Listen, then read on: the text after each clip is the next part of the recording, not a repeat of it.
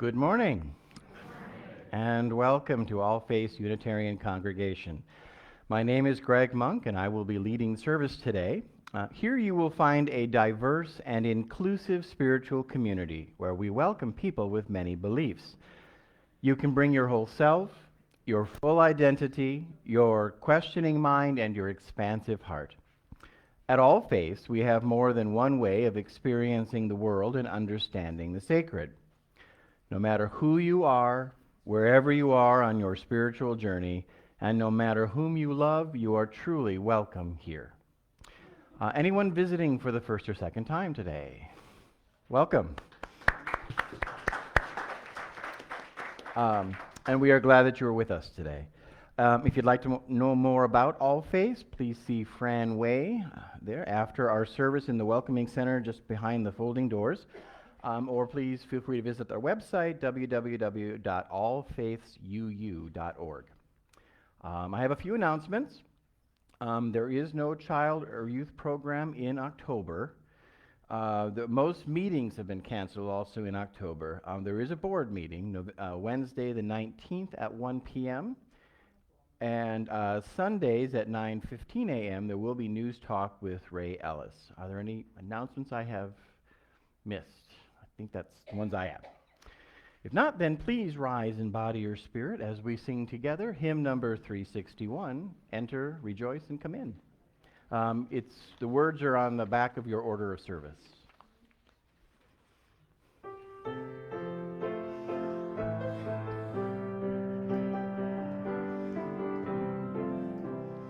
Enter, rejoice, and come in. Enter, rejoice, and come in. Today will be a joyful day. Enter, rejoice, and come in. Open your ears to the song. Open your ears to the song. Today will be a joyful day. Enter, rejoice, and come in. Open your hearts, everyone. Open your hearts, everyone.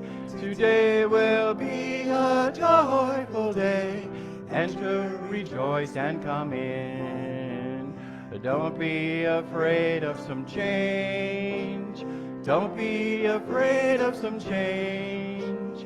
Today will be a joyful day. Enter, rejoice, and come in.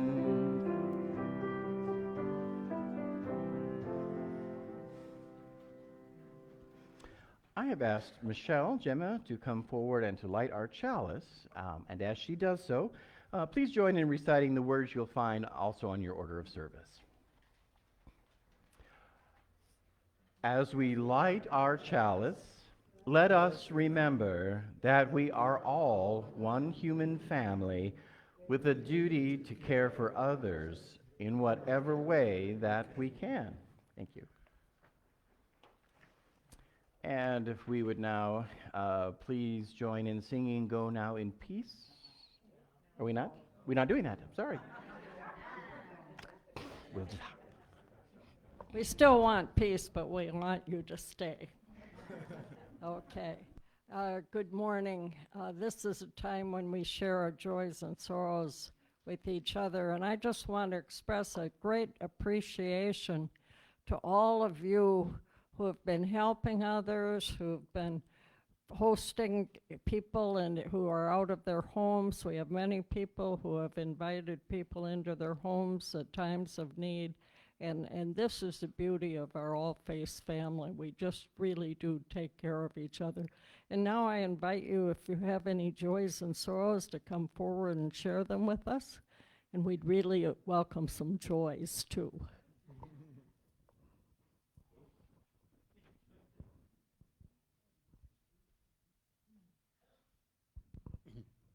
Hi, I'm Chris Dotler, and Marcia and I spent several days at Peggy DeThing's house. She was up for a while. We're now staying with another friend while she's up north. So it's so wonderful, kind of reiterating what Joyce said, to have this church family that looks out for each other. So we really appreciate what Peggy did and what everybody is doing in helping everybody else. It really means a lot. Chris, we want you and Marcia to stay here. We hope you find a good home. It's not just a want, we need, and we'll probably just force you to stay. What a joy to be alive today, huh? Right? We made it through. I have to admit, there were some shaky moments in that first night there for us. We live in Iona, so we went to bed that night without knowing how far the water was going to rise. But joyfully, we woke up to the next morning to a mostly intact house, and all of us and our animals alive. And we went to Alabama for a little while. I don't know why Ian picked and chose why he did, because our friends a mile down the road lost everything, had to paddleboard it out to their neighbor's second floor. There's going to be so many of these stories, I know. But our joy is that we will be hosting a teenage girl in our house who lost everything. Her parents are going to be living in an RV on their home site. And I know if I had to live in an RV with a senior teenager, it could get bad. So I think I'm preventing a homicide this way, right? And my joy is that we are fostering two new bunnies, because so many people had to leave behind their animals or their situations changed that the shelters are now over full. So we have welcomed two more into our fold. So if anybody's looking to adopt, hit me up.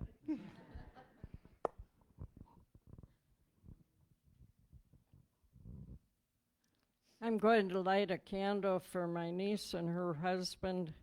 Today is their wedding anniversary, which they had planned on celebrating at their home, but their home is uninhabitable, so they're living with me, and they're meeting the insurance adjuster this morning right now. So I wish them a happy anniversary in spite of it all. Pam?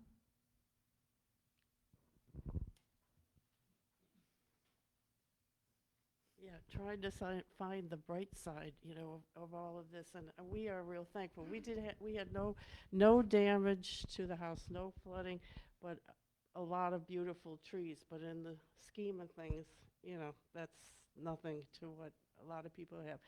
I'm also trying to put a good spin on this. My partner, I've been up here before because she's had life-threatening issues, and she's going in for a procedure this week which could be life-threatening. But the good news is if it's successful, it's going to help her to live longer.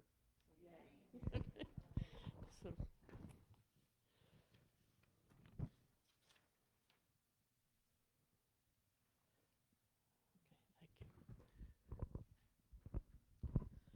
Good morning, I'm Annalie Hudanik, and I want to light this candle for Linda Runkle, who has lost pretty much everything. She's staying with a friend in Estero and returning to Indiana after all this paperwork and everything is taken care of. She told me to tell you all how much she misses you and how much she misses our Sunday lunches and gets together. And Linda, I'm so sorry. I am so sorry. Thank you, Annalie. Linda did say that she's coming back in November, so we wish her well. And now I light this candle for all of you who have joys and sorrows in your heart, and may you continue to reach out with loving care to all those who cannot be with us.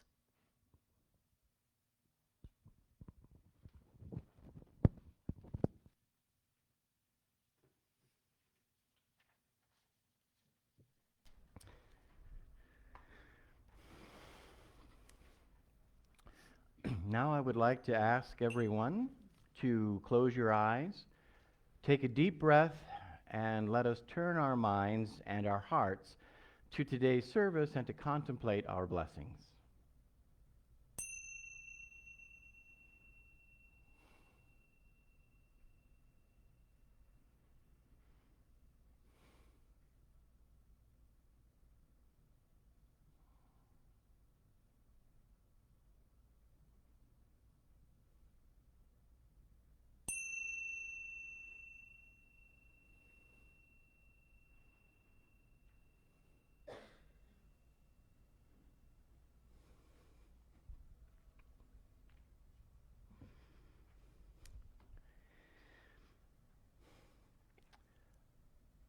Now, if we would please rise or embody your spirit as we sing together hymn number 123, Spirit of Life.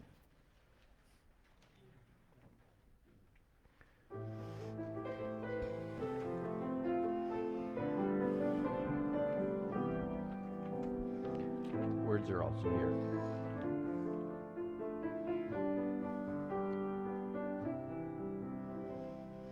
Spirit of life, come unto me. Sing in my heart all the stirrings of compassion. Blow in the wind, rise in the sea, move in the hand, giving life the shape of justice. Roots hold me close, wings set me free. Spirit of life, come to me, come to me.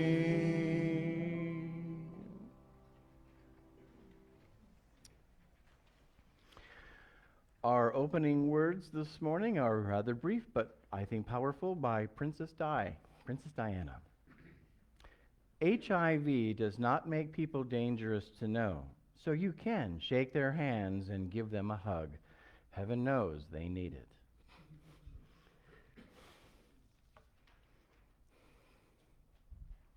Remember, 1 time after verse 1, 2 times after verse 2, and 3 times after verse 3.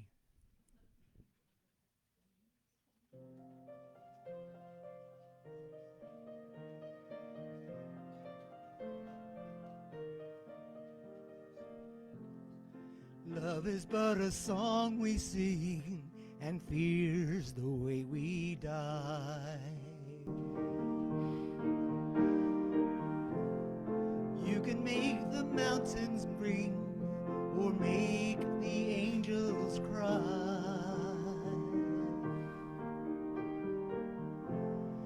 No, the dove is on the wing, and you need not know why.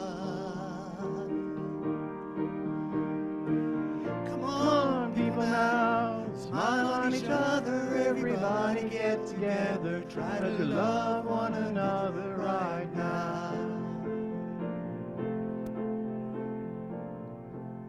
Some will come and some will go, and we will surely pass.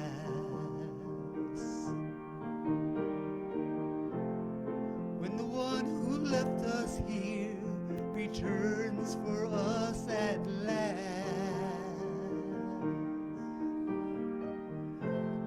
we are but a moment's sunlight fading on the grass. Come on, people now, smile on each other, everybody get together, try to love one another right now. Come on, people now, smile on each other, everybody get together, try to love one another right now.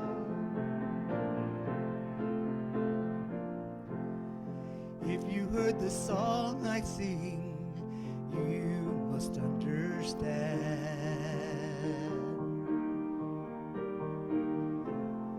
You hold the key to love, and fear is your trembling hand.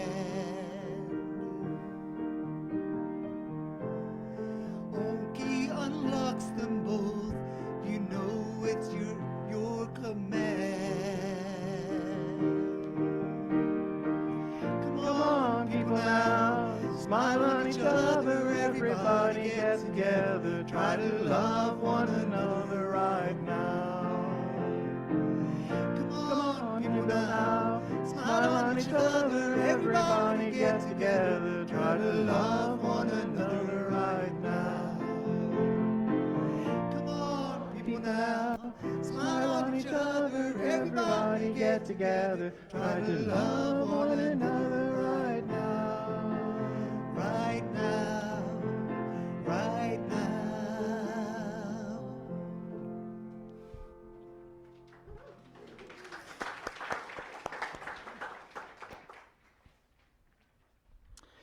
Our reading this morning is by Prince Harry from the International AIDS Conference done in Durban, South Africa on July 21st of 2016. I first traveled to the beautiful mountain kingdom of Lesotho when I was 19.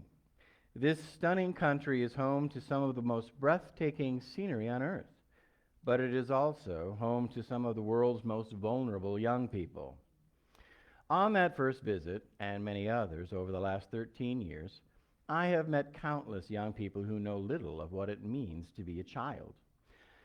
It is all too common for a 12-year-old boy or girl to be forced out to work so they can provide for their brothers and sisters, having lost one or both parents to AIDS.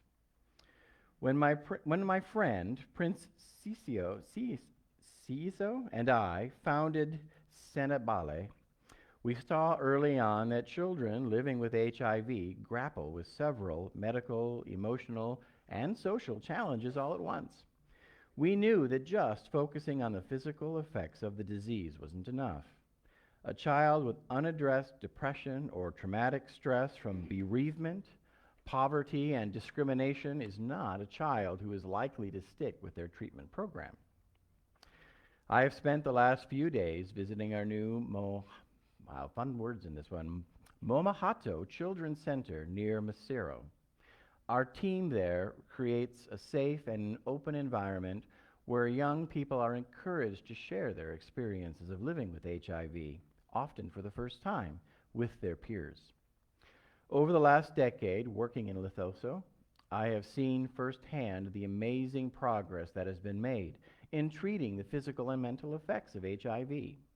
These advances in halting transmission, expanding access to treatment, and improving provision of testing are the successes of many of the people and organizations gathered here at this conference.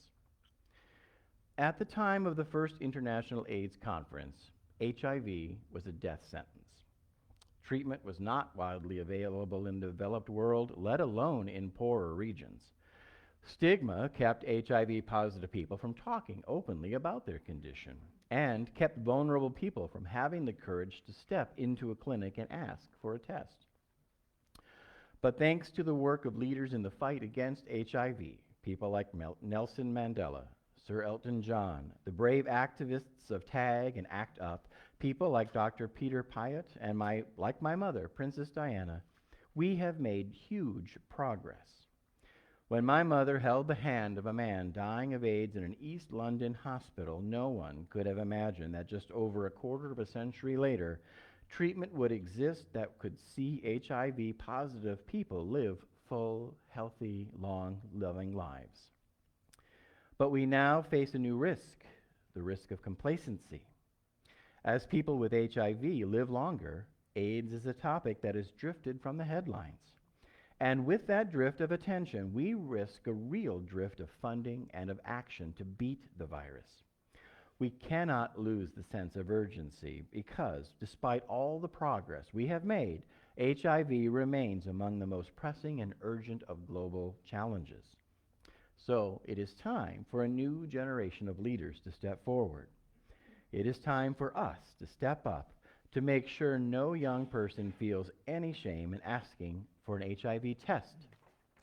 It is time for us to step up to make sure that girls and boys with HIV aren't kept from playing with their friends, classmates, and neighbors. And it is time for us to step up and acknowledge that stigma and discrimination still act as the greatest barrier to us defeating this disease once and for all. Now please rise and bow to your spirit as we sing together hymn number 131, Love Will Guide Us. Again, the words are printed in your order of service.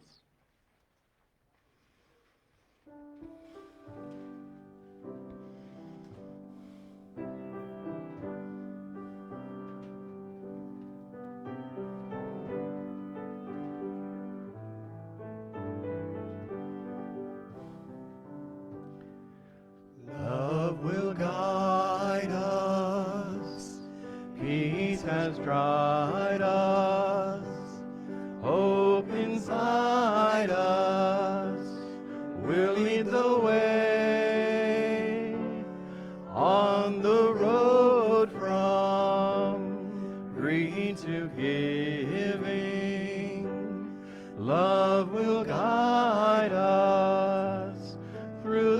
hard night.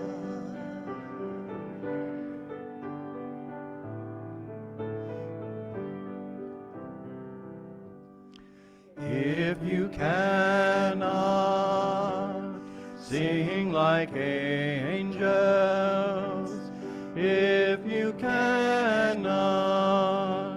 speak before thousands, you can give from deep within you. You can change the world with your love.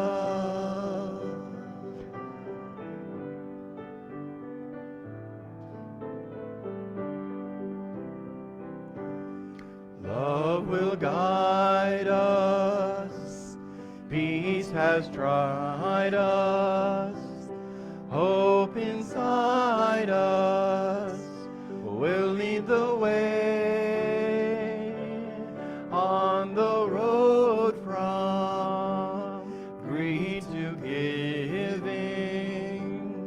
Love will guide us through the hard night.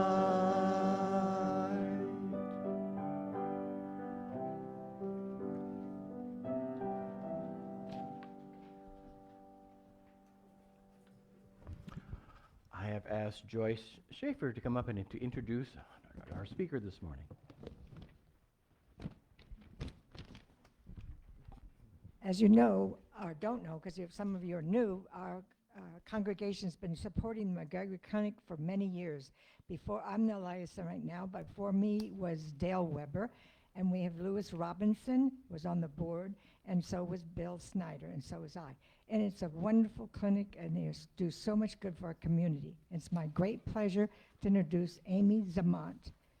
She's been in the field of HIV for more than 25 years, serving in various roles throughout her career. She's currently the Director of Prevention and Community Services at McGregor Clinic, with a staff of 7 serving all of Southwest Florida and striving to prevent new HIV acquisitions in order to eradicate HIV. And after she speaks, if you have any questions, we're glad to answer them. Thank you. Wow, good morning. Is it working? Oh, okay, good.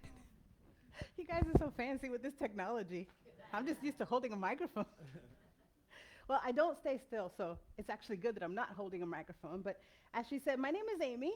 I am the Director of Prevention and Community Services for McGregor Clinic. I've been with the clinic going on 9 years now. Prior to that, I was with the health department in their regional office, serving all of Southwest Florida in the capacity of Minority HIV/AIDS Coordinator. I did that for 15 years. And then prior to that, I started out as a case manager serving HIV/AIDS patients. That was back in late 90s. I'm not going to give you the exact years, but I did that for 3 years because I still consider myself quite young, even though I'm about to hit half a century real soon. But that's all right, that's all right. So first of all, let me just say what an honor and a privilege it is to come and speak to you this morning about what I am so passionate about, even though we're on the, I'm going to call it the tail end by faith, of a major hurricane and all kinds of chaos, yet you decided to prioritize this. And that makes me not only emotional, because again, this is my passion. And anytime anybody prioritizes it, I'm like, yes. But you're prioritizing it in a time where anything else can take its place. And that really kind of, I don't know, it just sets the stage for me. Because people living with HIV also went through a hurricane.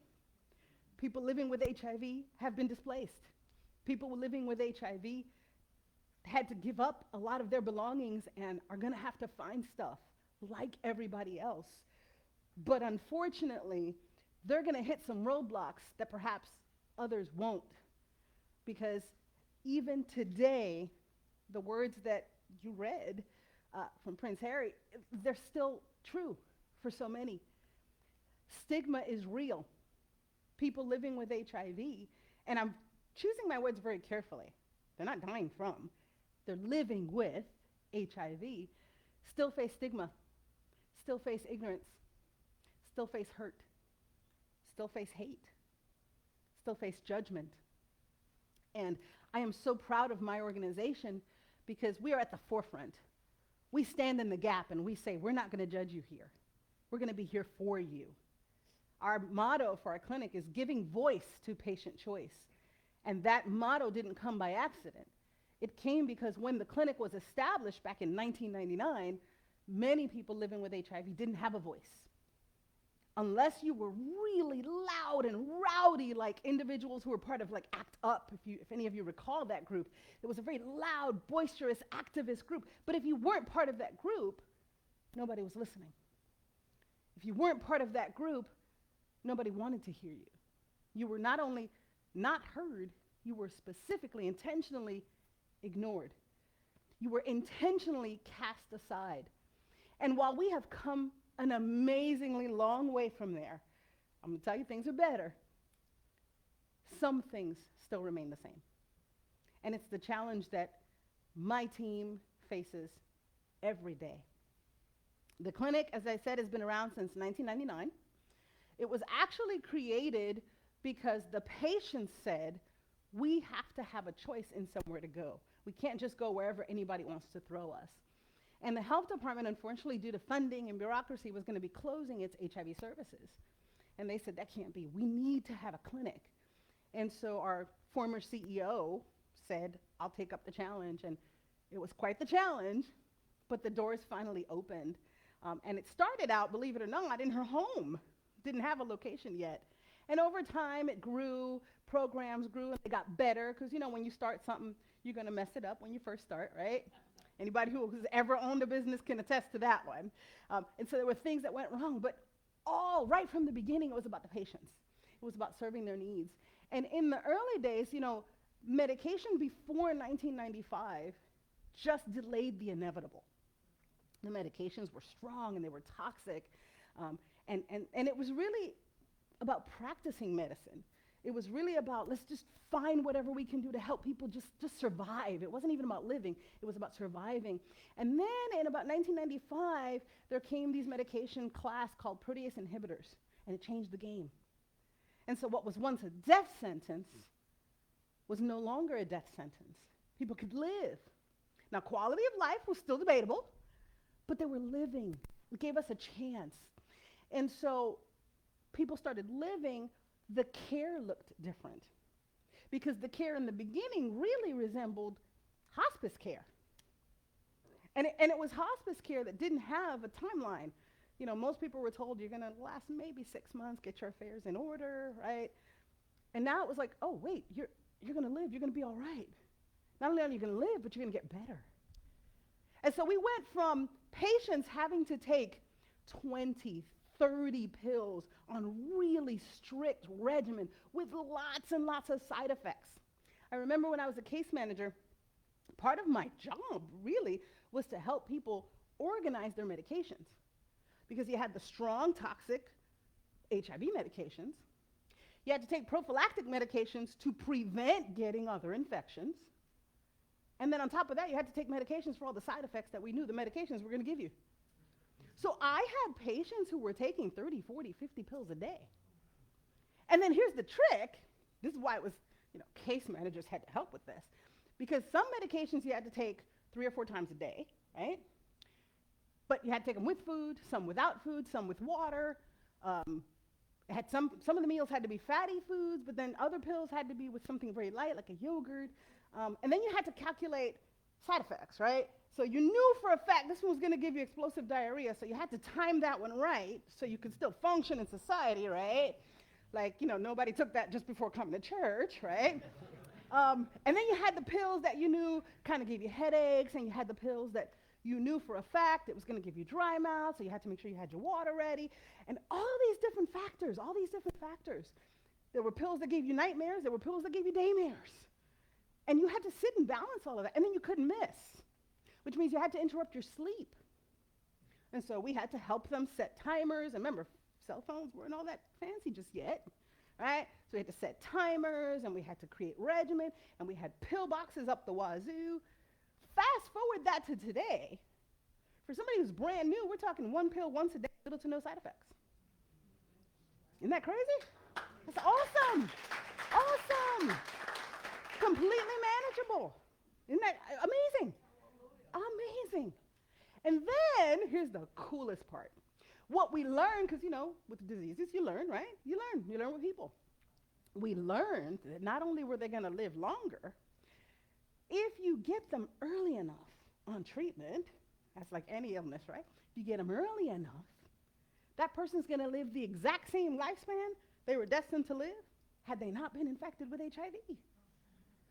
Exact same lifespan. If we can maintain their health. So you may have seen or may have heard the term undetectable. And that's our goal in treatment, undetectable. Undetectable doesn't mean cured.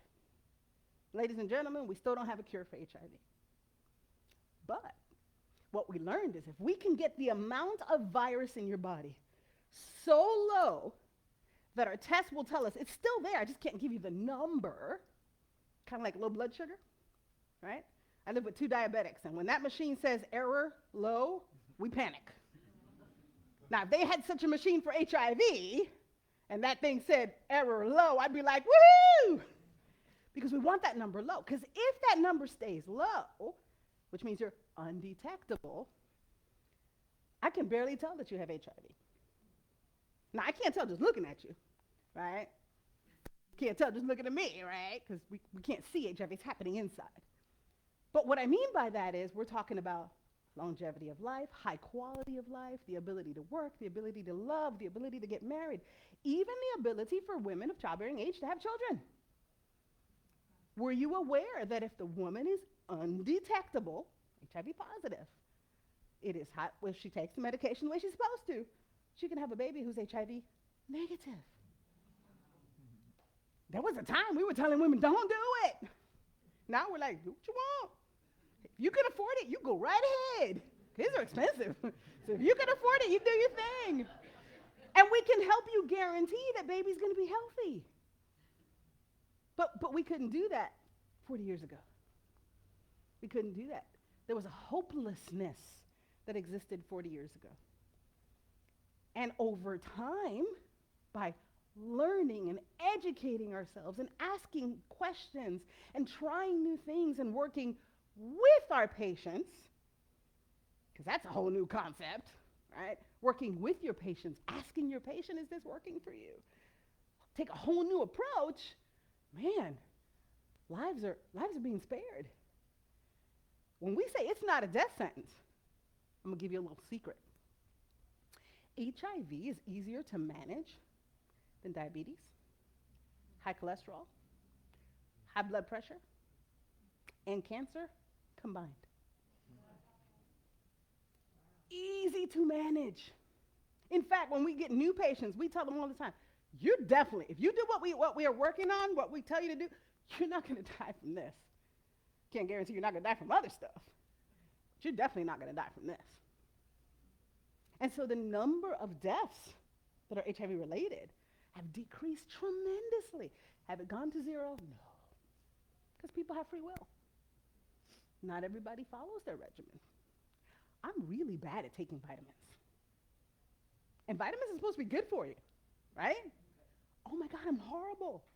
I've tried setting alarms. I've tried using apps. I don't listen. How much harder is it for somebody who's been taking pills for 40 years? You get pill fatigue. How much harder is it for some of our young people when we didn't have a handle on childbirths, who were born with HIV, still living with HIV, and all they know is taking medications all day, every day? Even taking one pill a day is a little over the top for them. Because every time they take a pill, they're reminded, this is something I was born with. Or if they weren't born with it, it's, I'm reminded of the thing that I did that happened. Not everybody made a choice. Some people were sexually abused. Some people were human trafficked. Some people had STDs, which made them more vulnerable to acquiring HIV. There's all kinds of factors. And a pill bottle can contribute to what we call internalized stigma. A pill bottle, which as a person on the clinic side, I'm thinking this is a great thing. I want to make sure you have your pills. I want to make sure you never run out. Storm is coming. Let's get you a 3-month supply just in case, right? Person taking the pills, looking at the pills and saying, again? Is this ever going to be over? Now think about all those who didn't experience the early 80s where we saw people torn apart by HIV. In fact, we didn't even call it HIV in the beginning. It was just AIDS. Now we know there's a complete difference between HIV and AIDS. They're not the same. HIV is the virus. It's that invader. It's that thing that's doing damage to your immune system. AIDS is a diagnosis.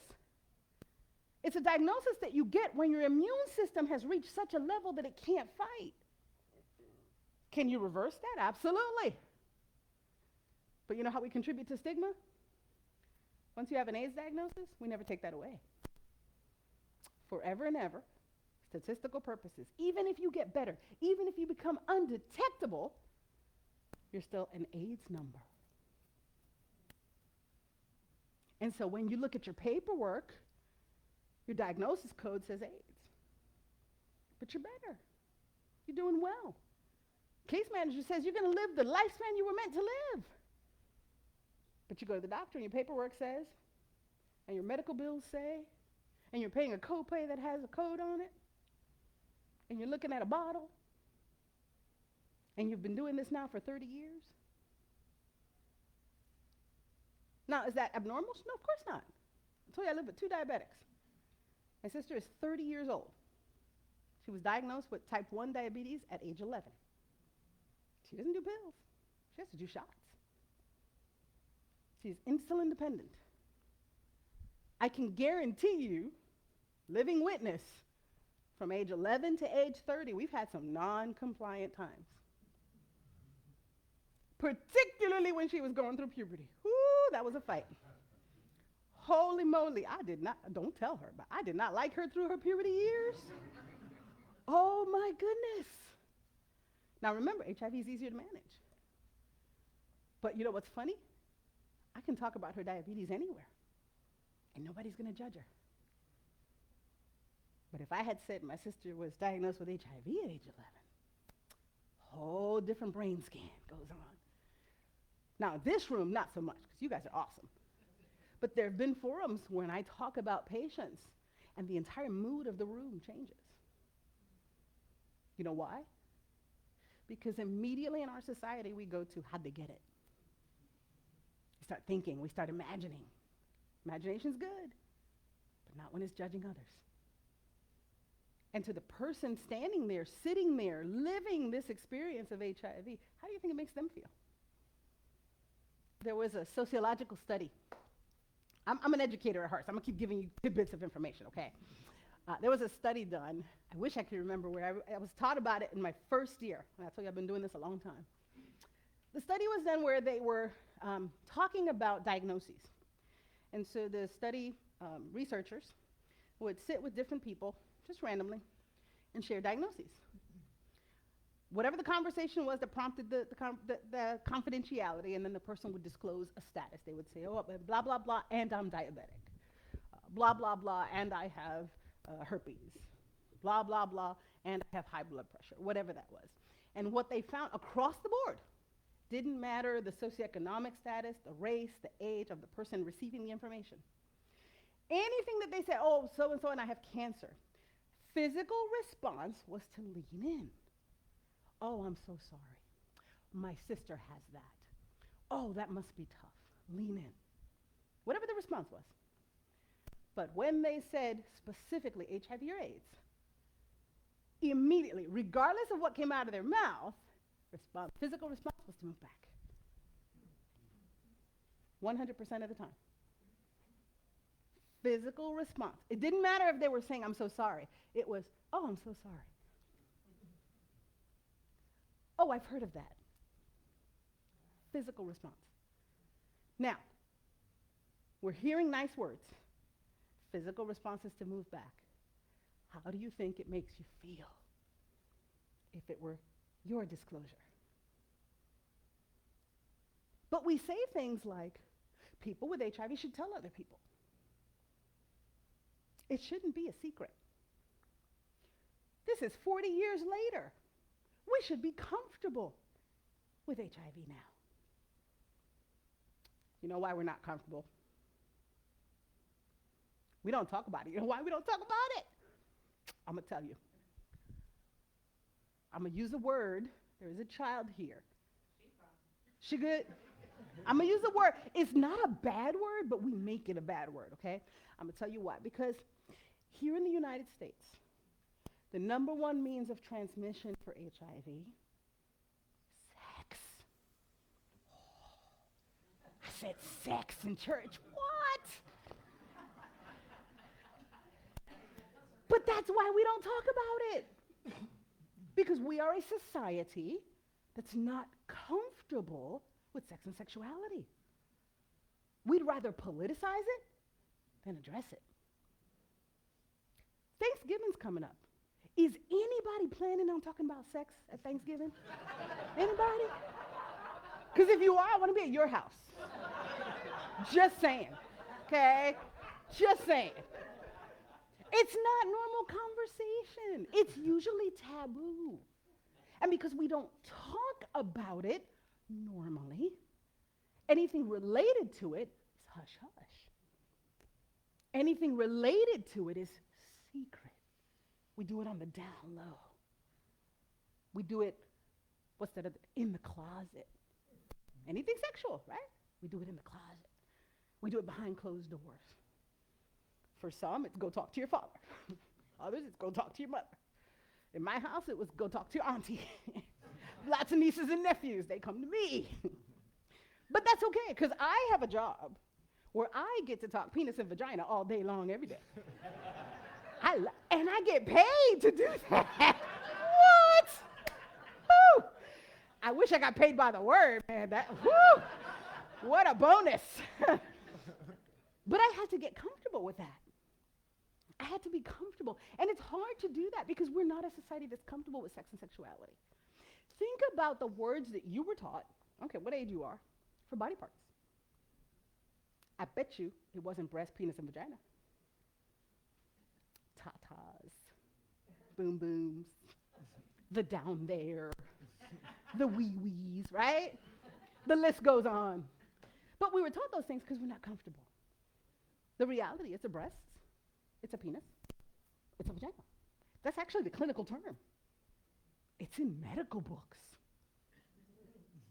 So I know it's the right term because I read the books. But we're not a society that's comfortable with that. And because we're not comfortable with that, we are uncomfortable with individuals who are dealing with issues that are related to those things we're uncomfortable with. And so I say all of that to say, that's the world we're in, but I am so proud of the mini world we've created at McGregor Clinic. Because we've ensured that it is a safe space. We don't just say, we welcome you in as though we are different from. We say, welcome to the family. You are now part of us. It's different. Because I can go somewhere and they're very welcoming, but it doesn't mean they've made me part of the fold. But at McGregor, we take pride in making people part of the fold. We want their thoughts. We want their opinions, not just their numbers. And so we take a very holistic approach to our treatment. We are not there to treat your diagnosis. We are there to treat you. And so our care is not exclusive to HIV care. Our care is actually full primary care for people living with HIV. Full primary care. They get a cold, they come to us. They're dealing with COVID, they come to us. Now, something exciting that is a problem, and it's a great problem to have, is we've got people living longer with HIV. HIV is totally under control. So what are we dealing with? Aging problems. Arthritis.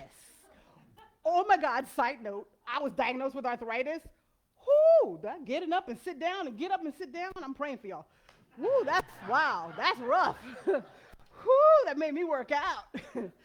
Oh my goodness, we got arthritis issues, high cholesterol issues, diabetes issues, all the things that normally tend to that come along with aging, right? That's what we're dealing with. And so it's the craziest thing. You know why? Because those normal things help our patients realize, hey, I'm living a normal life. Isn't that crazy? They get high cholesterol, they're like, yeah.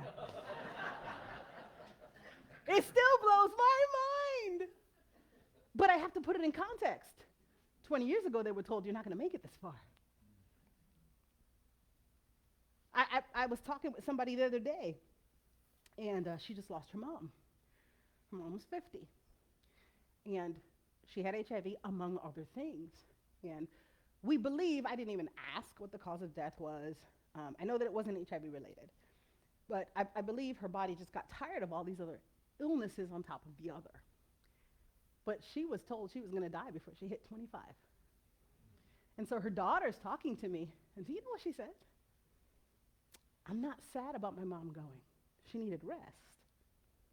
I am just so grateful that she got 25 more years than everybody thought she would get. And I listened to those words, and I said, you know what? I'm in the right field.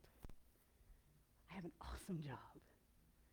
Because while I didn't give her those 25 years, I was a part of helping her along and living a life that she saw as a gift. And so I put that in context of what we're all going through right now. Because there are people who lost everything, and then there are people who lost their lives from a storm, natural disaster. And I say, I'm still standing. Maybe I lost some stuff, but I'm still standing. I lived to tell the story. I am living to make the most of my new tomorrows, because they certainly aren't the same as what I thought was going to be my old tomorrows. These things have a way of changing, don't they? So does a diagnosis. Has a way of changing you. Has a way of changing your perspective. I'm about to be 50. I'll be 50 in December. A couple months behind this lady that just passed. Have I looked at my 50 years as a gift? Or have I taken them for granted? Have you looked at yours as a gift? At one point in her life, she was given a diagnosis. How long does it take to get a diagnosis? A couple minutes? Doctor comes in, or the nurse comes in, or the whomever comes in and says, sorry to inform you that you have blah, blah, blah. I don't even think that's a whole minute. Takes me longer to process. But it changes the trajectory of people's lives. My personal opinion is it shouldn't matter what they say, just that they gave me something. Unfortunately, we live in a world where it matters what they say.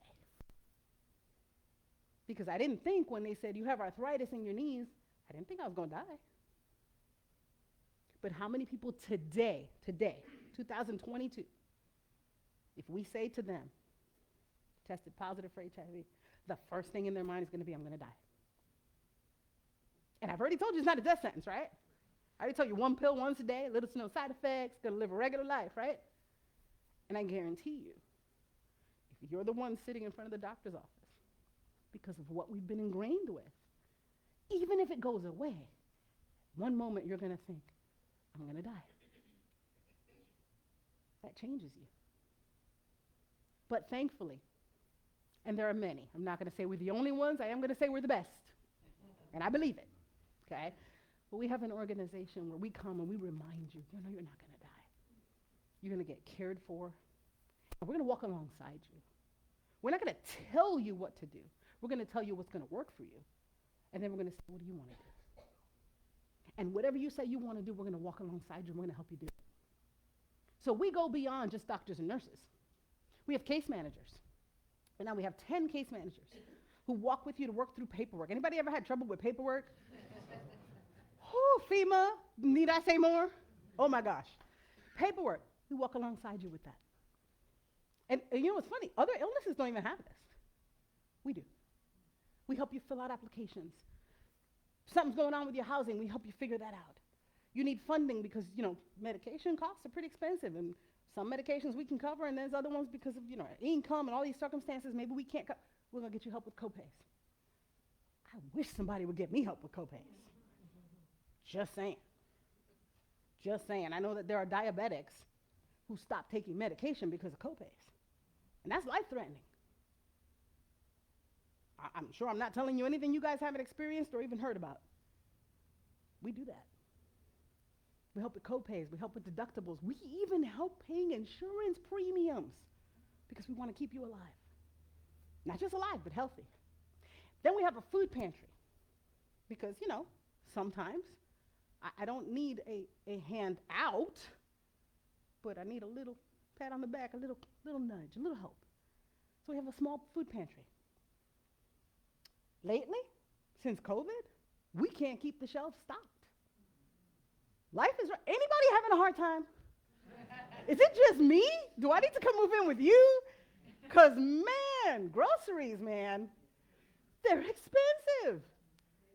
You got to keep maneuvering I live by a budget, so I got to keep maneuvering the budget. Like, okay, do I want to put gas in the car and get to work? Or do I want to eat breakfast? That's a real struggle for me. I don't know about you. That's real. We help with things like glasses, because you got to be able to see, right? And then not only do we have case managers and we have a food pantry, we also have a clothes closet. Because sometimes, maybe you outgrew something. Maybe you're feeling good and you want to go back to work. You're not going to be seeing the doctor as often. You're going to be able to keep a schedule. But it's been so long, you don't have any, business wear. We got you. Or maybe you got tons of business wear, but what you really want to do is just enjoy your grandkids, and you want to retire, and you want to start wearing shorts and t-shirts. We got you. Winter's coming. I don't have a blanket. I'm homeless. We got you. I just need. We got you. Because it's about more than just a diagnosis. McGregor Clinic is about treating people. And because of that, we have the largest client base in all of Southwest Florida. Now, there's one other agency bigger than us, but in Southwest Florida, we have the largest number of clients. Their clients, because they have like 17 other sites elsewhere, then their total clients adds up to a much bigger number. But here in Southwest Florida, we have the largest. At last count, we were at 1,200 patients registered. 1,200. And that's patients from all over, mostly Lee County, but we get patients all the way from Hardee County, Polk County. We get patients that are in Sarasota, all the way down to Naples. We have patients that come from Immokalee, Hendry, Glades, all those areas. Our patients, all different. Males, female, gay, straight, transgender, well-to-do, not so well-to-do, homeless, undocumented, documented. I mean, you name it, we see them all. And so our board and our staff are reflective of the population we serve. We have multilingual staff. Yes. Yes, ma'am. Yes, yes. Sorry. I get excited. I told you. I told you. So we reflect the population we serve. And the reason for that is because we want to make sure that we're there to meet their needs. It has been 9 years working, almost 9 years working with McGregor Clinic. I don't ever want to leave. Even though the hurricane came through, I don't ever want to leave. Because what we do is unique, what we do is amazing, and I am so humbled that this congregation has chosen to walk alongside us. You guys have consistently helped us, donated clothes and foods, and I'm just so honored and blessed and humbled by that. Thank you for the opportunity to come and speak. I pray that even a little bit of my passion has rubbed off on you. I am excited to be here, if you can't tell. Super excited. I look forward to other opportunities. And please, please, please feel free to come and see us.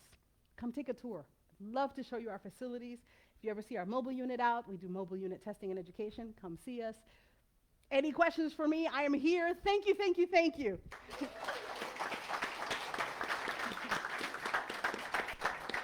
Thank you. Thank you, thank you. Wonderful. It's beautiful. Your passion is so Yes, ma'am. contagious. Yes, ma'am.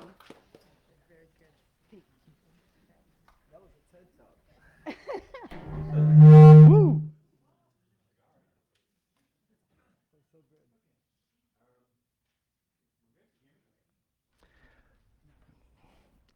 Just a moment. There we are. Okay. Thank you again. That was amazing. If you would like to contribute to All Faiths to support our services, you may mail checks or visit our website www.allfaithsuu.org, and our morning offering will now be taken.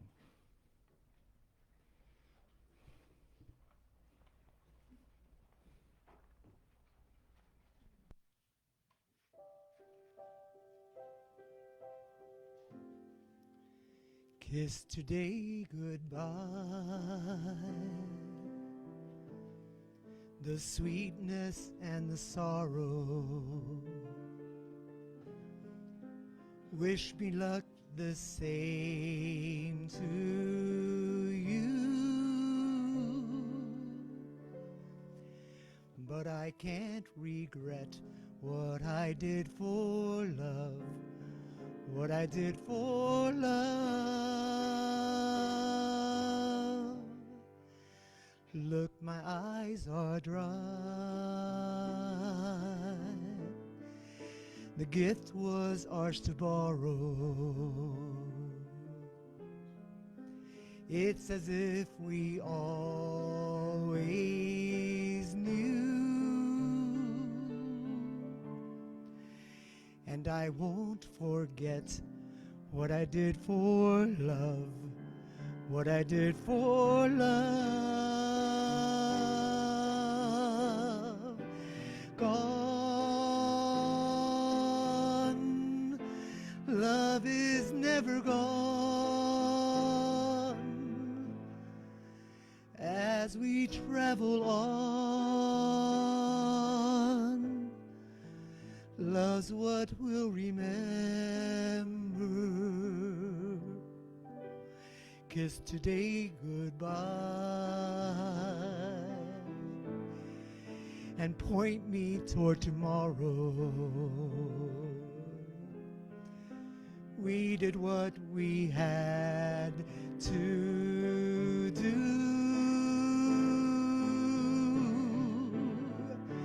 Won't forget, can't regret what I did for love, what I did for love, what I did for love.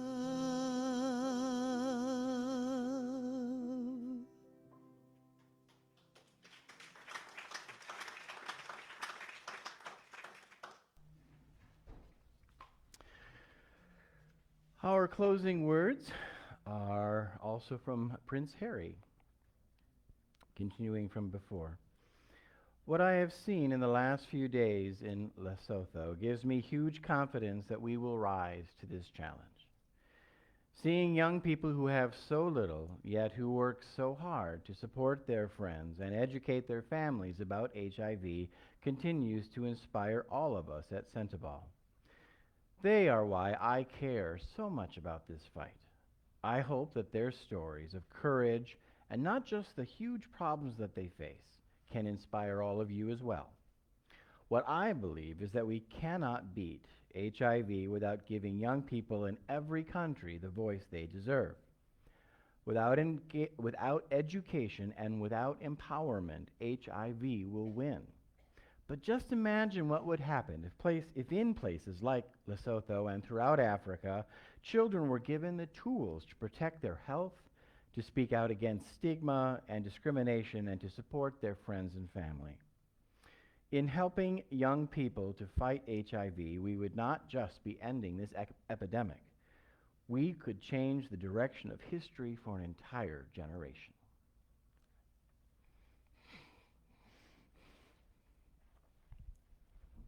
The words are on the back of your program if you'd like to sing along.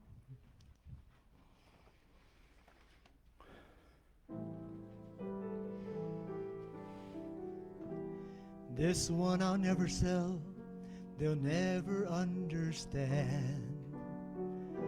I don't even sing it well, I try but I just can't.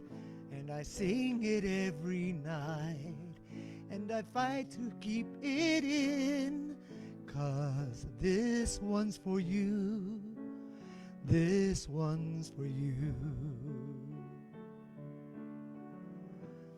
I've done 100 songs from fantasies to lies, but this one's so real to me that I'm the one who cries. But I sing it every night, and I fight to hide the tears, 'cause this one's for you, this one's for you. This one's for you, wherever you are, to say that nothing's been the same since we've been apart. This one's for all the love we once knew. Like everything else I have, this one's for you. Whoa.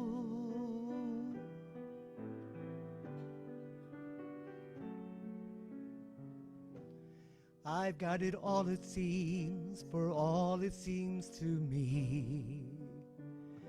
But I sing of things I miss and things that used to be. And I wonder every night if you might just miss me too. 'Cause I sing for you, I sing for you.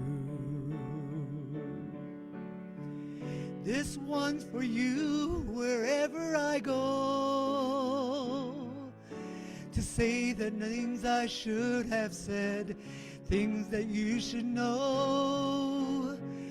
This one's to say that all I can do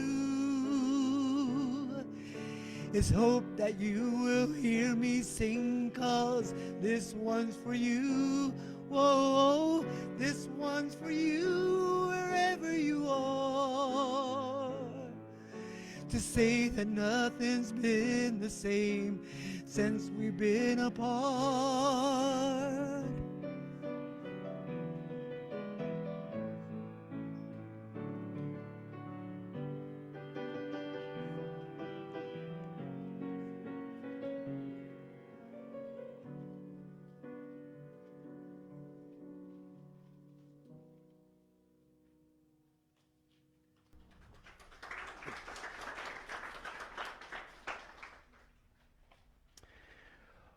We would like to thank again Amy for her inspiring message and her passion about the wonderful service provided at the McGregor Clinic.